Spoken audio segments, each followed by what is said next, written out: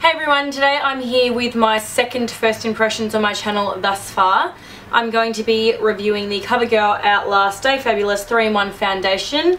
It's got an SPF of 20 and I bought the shade 857 Golden Tan. So as per usual, I bought the darker shade because I just love it being dark, and I've got to match up my neck as well. This is a really good day to do a first impressions because my skin is just, it's out of control. So it'll be a really good test to see if this 3-in-1 can cover up all my blemishes. The packaging is quite nice. It's just like a normal glass bottle, which is, I prefer glass bottles because you can see the exact colour that's inside, and it's got a pump, which is always handy. It's a pain in the arse when you don't have a pump. It's saying on the back that it has the lasting power of a primer, coverage of a concealer, and blendability of a foundation in one, and then it's shine free. So I did prime my skin anyway, but I wouldn't really say that that's an aiding factor in this foundation because I didn't really use a primer that I think helps the longevity of foundations. I just used that one to fill in my pores and kind of give myself that blurred effect. I wouldn't say that it will help the foundation look that much more flawless really. I mean, it's seriously just a bit of a serum. It'll be interesting to see if it does have the coverage of a concealer, because if it's saying that, then I think it should be relatively full coverage, and the fact that it's shine free is pretty good for me because I do have oily skin. So we'll see how this goes. I'm just going to pump it on straight onto my brush. Okay, so you have to twist it open to get any product out, which, yeah, so you can close it again. So even though you'd probably put the lid back on, it's kind of good because that means it won't leak in your bag or anything like that. So I'm just going to put it straight onto my brush. It's got like a medium consistency, so nothing too thick, nothing too runny. Let's see how this goes. I bought this like 2 weeks ago and it's finally the time. I'm so keen to try it. I've seen so many people use it on YouTube and it's, yeah, got really good reviews. So see how it goes. So I just opened the curtains and changed location a little bit because I didn't think it was like the best lighting to see. So far it's looking like it's going to be like a perfect match for my neck, but we will see.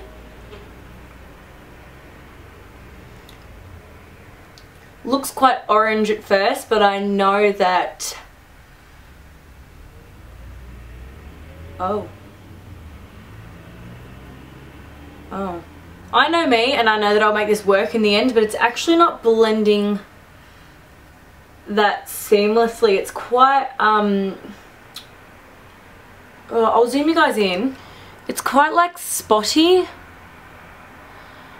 around that area. Like, I don't know if you can see, it's just like breaking apart. I don't know how to explain it. I don't know if you can see what I'm saying about it.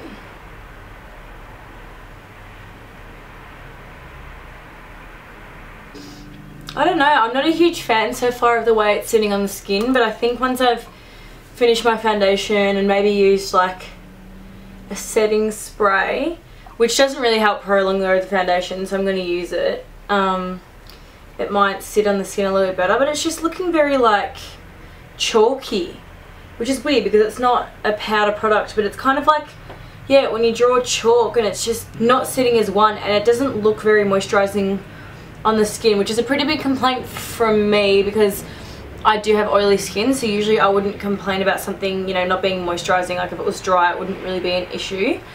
I don't really like a full-on dewy look, but I don't like it to be too matte and too dry. Okay, I've just completely changed locations again because I just felt like where I was, it wasn't giving the best like texture show. Yeah, show of texture. So it's looking quite nice on camera. Even in real life, I probably overreacted, being a little bit dramatic there, but I don't know how to explain it. It's just very dry, and I think, I don't know, I think a big part of it also is that my skin just really is disgusting right now, and it has covered everything quite well, but because my skin's kind of like a bumpy texture, and I think the primer also is a big reason. Like the primer, it's not drying, but it doesn't give moisture, so then I'm assuming by the looks that it's, yeah, I'm gonna say I'll be spot on that it's like a matte foundation. So when you have like a dry kind of primer and then a matte foundation, there's just no luminosity and like no moisture in your face. So I am gonna use my Australis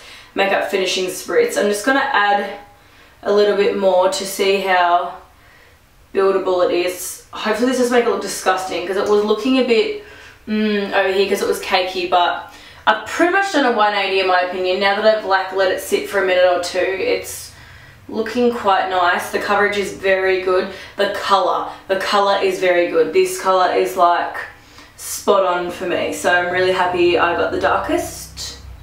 One thing I will say that is if you want to apply a second layer, you're probably going to be best off applying like 2 in 1, so just a really thick coat, or applying 1 coat and then applying the second coat straight away, because I've left it a couple of minutes in between and it's kind of had that effect where you try put another liquid product on top of an initial liquid product and you kind of get a few patches where it's like rubbed off or almost taken it off. I don't know how to explain it. If it's happened to you before, you know what I'm saying, but I think it'll be fine. Like once I've done my powder contour and my blush and everything, you won't be able to tell, but it's just something to keep in mind. If you want it to be extremely flawless and like a smooth application, you're better off doing it all in one. I was just about to add another layer to try to fix it, but I'm just going to count my lucky stars that it looks okay and leave it at that.